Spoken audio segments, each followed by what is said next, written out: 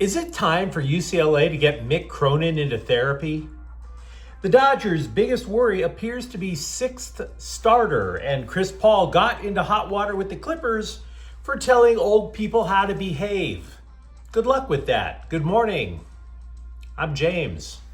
And this is your daily dose of sports and snark for the greatest sports city in the world, Los Angeles. This is the Faithful Angelenos Morning Report. It is February 19th, 2026. Welcome back to the home office. And man, do we have a booty load to discuss, such as my new Galaxy jersey, which I would highly recommend.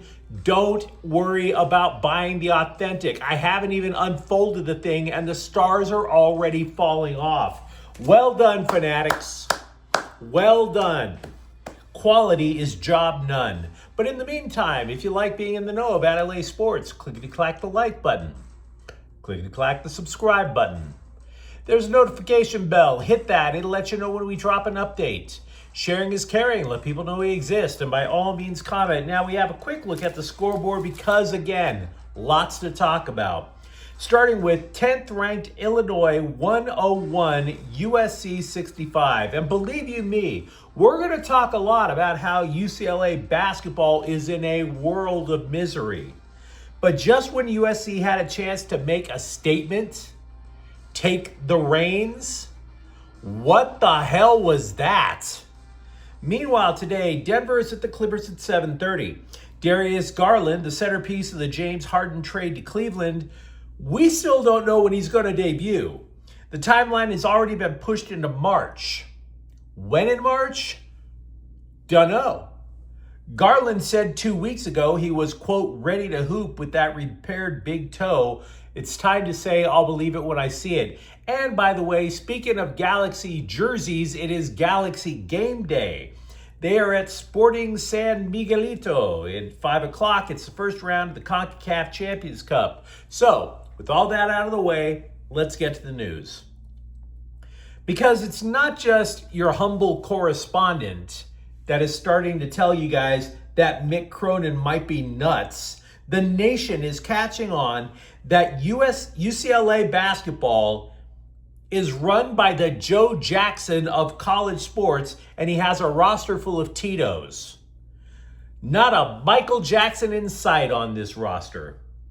Now, there is the increasingly held belief that Mick Cronin is unstable, unbalanced, unhinged, all the uns you can think of. New York Post headline, for example, Mick Cronin's top 5 rants this season. 5? Even worse, it indicates that there is more than 5 because the Michigan State meltdown 2 nights ago, the one where he didn't even wait for the refs and ejected his own player, didn't even crack the list. So you start rereading these quotes in this article, these antics, and you think to yourself, this is who athletic director Martin Jarmond thinks is a leader of men? This is who Martin Jarmond extended for another 5 years and didn't tell anybody. Check out this descending level of madness and try to tell me that Cronin is not a bald Patrick Bateman. After the season opening win, he says, quote, when you have the wrong attitude in life, it shows up, unquote. The wrong attitude in life? I mean, okay, they should have beaten Eastern Washington by more than 6, but you're telling them they're failing at life? Hell of a motivational speaker. He's right there with Chris Farley in a van by the river.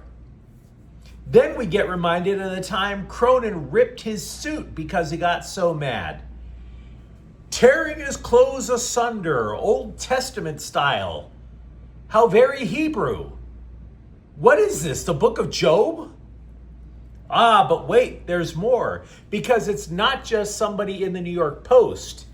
Greg Doyle, Greg with 3 G's in his first name, of the Indianapolis Star, went around to, and by the way, Check out a map. Indianapolis, nowhere near Los Angeles. He goes to NBA's folks, and they all have a consensus that Cronin is a hell of a guy until he sees a basketball court, and then he's Tommy DeVito in Goodfellas. Said a Western Conference scout, quote, "He mother bleeps them in practice like you wouldn't believe." Oh, he bleeps them. Mick is the only coach I know who doesn't film his practice. You know why? He doesn't want evidence. Unquote. Said an Eastern Conference scout, quote, "John Wooden would be beside himself at the way Cronin treats his players on a daily basis. Not sure why he's so combative," unquote. It's almost as if the NBA is like, we're not drafting UCLA players because we don't want to have to pay for their therapy against the salary cap. The Bruins players leave the program with PTSD. I know that a lot of fans love the idea of the emotional, hot-headed coach, because the coach losing it is an extension of us losing it when we're in front of the TV. But does it really make things any better? Because at UCLA, the answer is clear. Hell no, it doesn't. Now, if you're a UCLA fan, let me know what you think in the comments thread. Here is the latest example of how efficient the Dodgers actually are with their big money budget.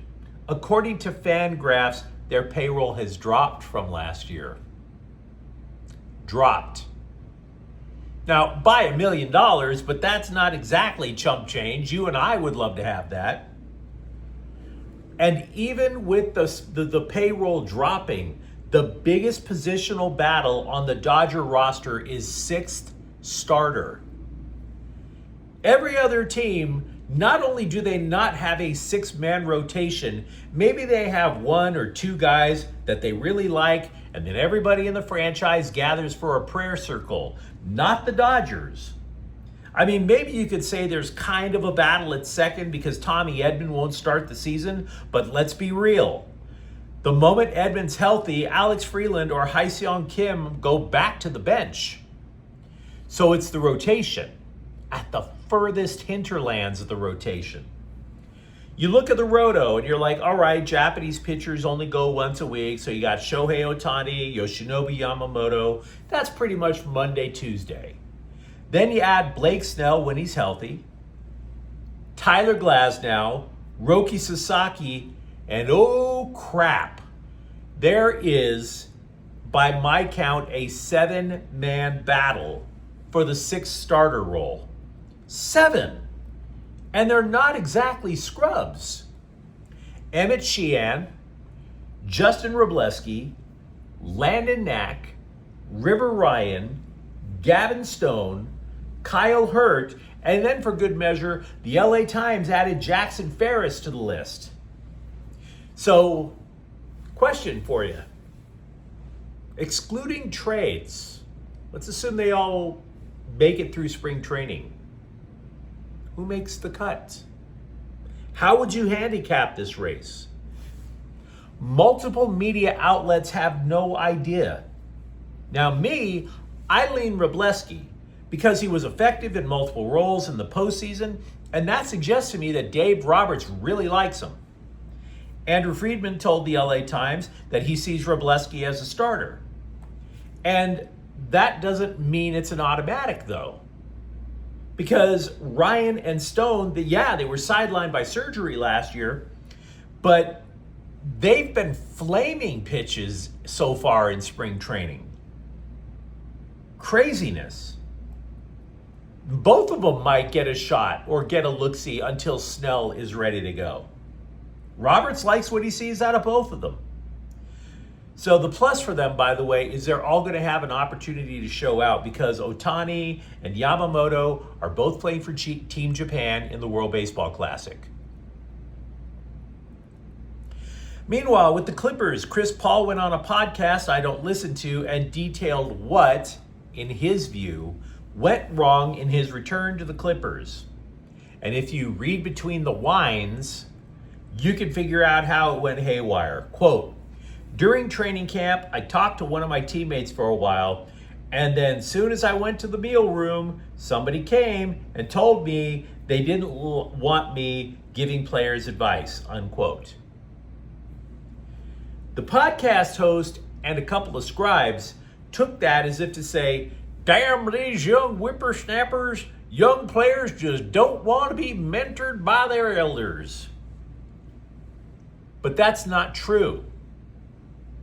Because the Clippers weren't young. There weren't any young people on the Clippers. They started the season with the oldest team in NBA history. This was not about mentoring. You think the next generation hates being told how to live? You ain't seen nothing until you try to tell an old person how to do things. They think they absolutely have it all figured out. There's a reason why there was a movie called Grumpy Old Men. They hate being told how to vote. They hate being told what to listen to. They hate being told that they have to wear diapers now. Chris Paul came into a locker room like Grandpa Simpson yelling at the clouds. And then he was surrounded by an entire roster on the Clipper of Grandpa Simpsons yelling at the clouds. Of course they didn't want to hear another guy. Now, the Clippers didn't get rid of half of their roster because they couldn't run anymore. The Clippers got rid of half their roster because the bill for dementia meds was sky high. The oldest roster the NBA had ever seen. Hell, when they eventually retire Chris Paul's jersey, he's not even going to remember what the number is. He'll be too busy chewing on a remote control like it's a Snickers bar. So no, Chris Paul telling old people what to do doesn't fly. We spoke of UCLA basketball a moment ago. Meanwhile, with the football team, On3.com reported that the UCLA team has added safety Mason Rivera, formerly of Cal Poly, via the transfer portal. Now, a couple of scribes are acting like this is a thing. If you have to remind yourself that Cal Poly San Luis Obispo actually had a football team to lose players in the first place, not a thing. Hell, I had to remind myself that San Luis Obispo actually exists. Not a thing. By the way, we've been talking about what are the results of UCLA through the transfer portal because they made so many moves. Breakneck speed that at some point you have to pause and you have to ask, what the hell just happened? There are two big picture things that I want Bruins fans to know. One, the Athletic has them tied for 4th in the Big Ten in terms of how they did in the portal. They think Indiana, Penn State, and Nebraska did better. If you're a Bruins fan, you're cool with that. Until you notice, number 2, they rank USC as having just as good a portal class, and the Trojans barely even tried. Bob Chesney absolutely killed it out there. I get it. He absolutely killed. He added 42 dudes to UCLA. USC is like, we'll just get 10. Just as good. None of this is to imply that the Bruins suck. It is to say how deep of a hole the program has to climb itself out of. That's what I'm getting at. We do not know if this adjustment will last, but the LA Daily News reports the Lakers are using a 2-3 zone defense. How effective is it? They've allowed 112 points or less in 8 times in the last 13 games. 112 points or less. Gee, it's almost like if you can squint, it's like watching the bad boy Pistons out there. And by the way, in case you didn't know, LA now has 2 of the top 8 3-point shooters in the league. They added Luke Kennard. He's number 1 in terms of percentage. But Rui Hachimura is 8th in 3-point percentage at 44.7%. I bring this up because that does boost JJ Redick's argument that the Lakers should attempt more threes. The Rams made their first offseason roster move. They retained offensive tackle David Quisenberry. Dude only played 18 snaps last year. He's 35. So, the biggest of whoops. Glad you get that check, dude, on your way out the door. The Rams have 18 free agents left, and as we discussed recently, they can pretty much let damn near all of them go, save Cam Curl, and it wouldn't be particularly damaging. But you let me know what you think in the comments thread. Talk to me if you think UCLA needs to take another look at Mick Cronin. And for that matter, who do you think should be the Dodgers' 6th starter? And if you enjoyed this update, don't forget to subscribe to Faithful Angelenos. We're talking LA sports every single day. Thank you for watching. I'm James, and we'll be back tomorrow. Faithful Angelenos is a Kian Corte El Queso production. Take care.